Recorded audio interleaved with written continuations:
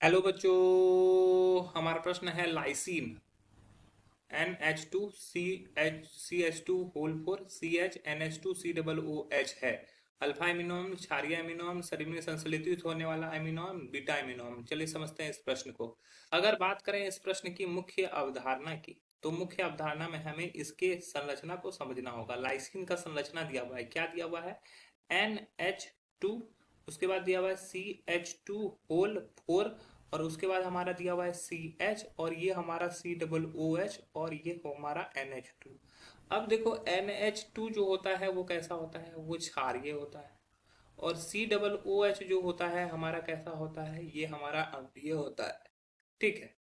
तो यहाँ पर देखो क्या है, NH2 ग्रुप एक यहाँ पर भी है और एक NH2 ग्रुप यहाँ पे है।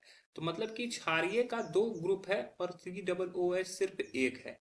तो ठीक है। तो अगर क्षारीय का दो अणु मौजूद हैं, तो मतलब कि ये जो पूरा बनेगा ये कैसा होगा? ये क्षारीय होगा। ठीक है।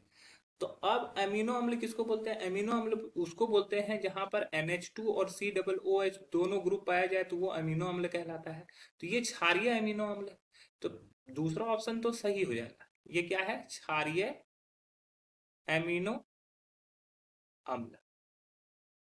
ठीक है। अब यहाँ पे एक और चीज देखो, ये पोजीशन क्या होता है जहां पर COOH जुड़ा हुआ है? ये अल्फा पोजीशन है। तो ये अल्फा एमिनो अम्ल भी हो सकता है। ठीक है। ये क्या हो सकता है? अल्फा अमीनो अम्ल भी हो सकता है। क्यों? क्योंकि COOH जो अम्ल वाला पार्ट पर जुड़ा हुआ है, वो अल्फा पोजीशन पे COOH भी जुड़ा हुआ है और NH2 भी जुड़ा हुआ है, तो अल्फा अमीनो अम्ल भी बोल सकता है। तो ऑप्शन ए भी हमारा सही हो गया।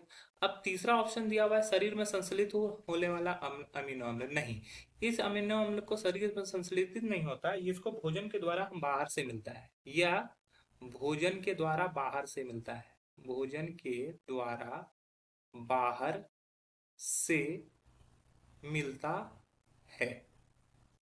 ठीक है।